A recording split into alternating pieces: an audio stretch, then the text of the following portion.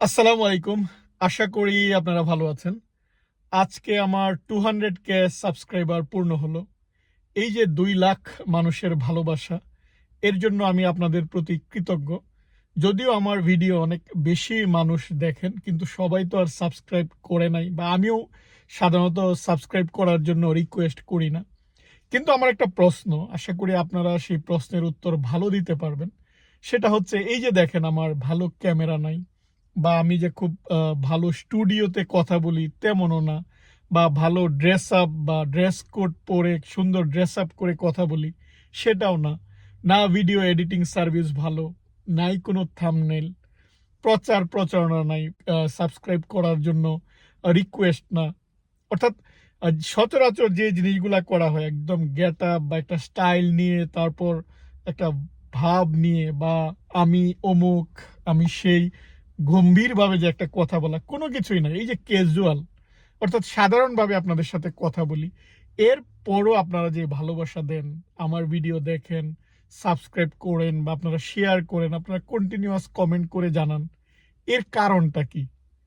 এর কারণটা আমি জানতে চাই। এই যে ভালো লাগা, আপনারা অনেকেই কমেন্ট করে জানান। আশা করি এই ভিডিওতে আরো বেশি আপনারা জানাবেন। আমি সেটা জানতে চাই। আমার জানার ইচ্ছে। তারপর আপনারা অনেকেই বলে থাকেন যে ভিডিও সার্ভিসটা ভালো করার জন্য, আরো অনেক ভালো ক্যামেরা নেয়ার জন্য, যে আপনি তো চাইলেই ক্যামেরা নিতে পারেন। পারি ঠিকই।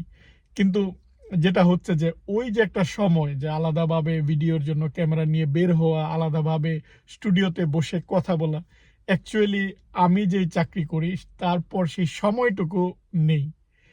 কিন্তু তারপরও আমার চেষ্টার কারণেই যে ক্যাজুয়াল মনে করুন যে আমি আ যখন বের হচ্ছি কিছুক্ষণ সময় আছে, তখন গাড়িতে বসে কথা বলি, বা অফিস থেকে আসার পর একটু সময় পেলেই কথা বলি, বা ব্রেকে, অর্থাৎ যখনই সময় পাই আমি কথা বলার চেষ্টা করি।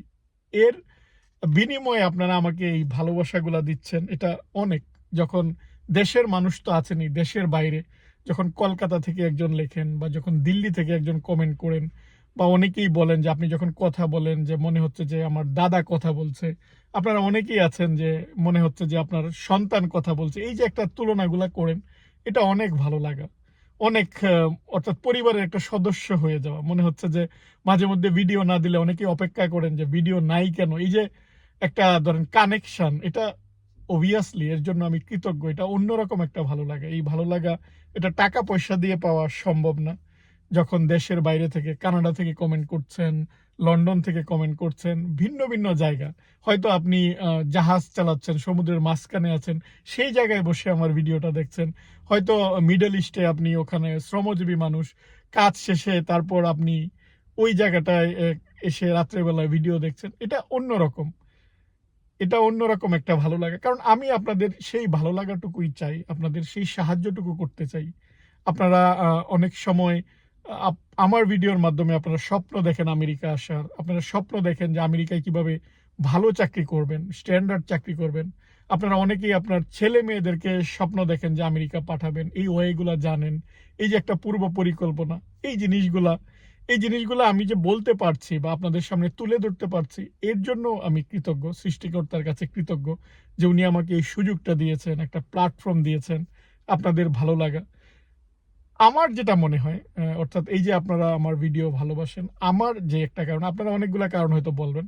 আমার একটা কারণেই মনে হয়, সেটা হচ্ছে সিম্পলিসিটি, অর্থাৎ সরলতা। আমি যখন কথা বলি আমি বাস্তব জিনিসটা বলার চেষ্টা করি। কোনো বাহ্যিক যেই অর্থাৎ স্টাইল, বা কোনো এর মধ্যে কোনো অ্যাডজেক্টিভ যুক্ত না করে, অর্থাৎ মেইন যে পয়েন্ট, সেই পয়েন্টগুলা বলার চেষ্টা করি। আর হচ্ছে যেটা, সেটা হচ্ছে যে অবশ্যই গ্রাম থেকে বড় হয়েছি। এই যে একটা গ্রামের গন্ধ, বা গ্রামের মাটির গন্ধ, বা এই যে একটা আঞ্চলিকতার টান, আপনারা যেই কথা যখন বলি, আপনারা অনেকেই ধরে নেন যে কোন অঞ্চল থেকে আমি, বাংলাদেশের কোন অঞ্চলের মানুষ, কোথায় বড় হয়েছি, বা কথার যে একটা মাঝে মধ্যে যে উচ্চারণের আ অশুদ্ধতা বা উচ্চারণ, এটাও আপনারা অনেকেই কমেন্ট করে জানান। কিন্তু এটাও আবার অনেকেরই আপনাদের ভালো লাগে। কারণ আমাদের একেক অঞ্চলের মানুষ আমরা একেকভাবে উচ্চারণ করি বাংলাদেশের। এবং এটাও কিন্তু একটা সৌন্দর্য। প্রত্যেকেই যে একদম স্ট্যান্ডার্ড হতে হবে, প্রত্যেকেরই যে একদম সবকিছু পারফেক্ট হতে হবে, আমরা কেউই পারফেক্ট না।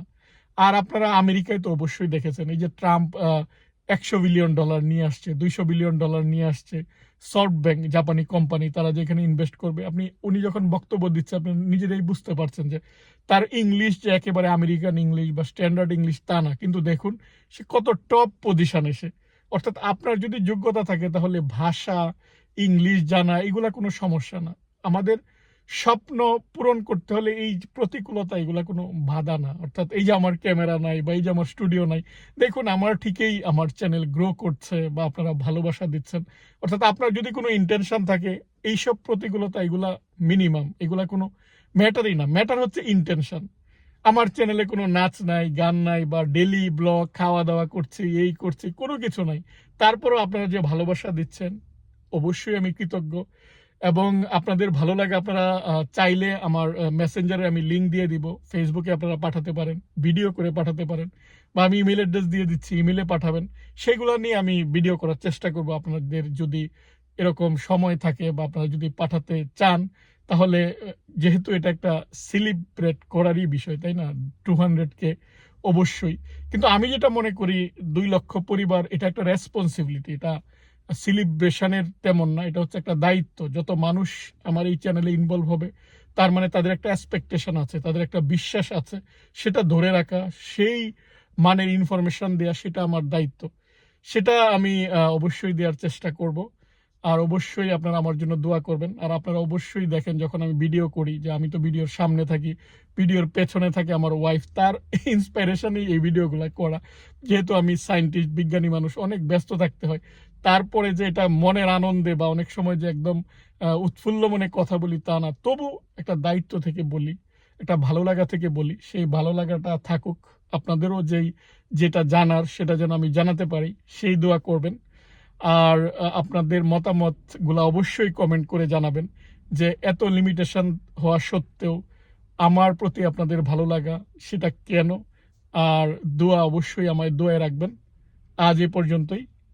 আল্লাহ হাফেজ।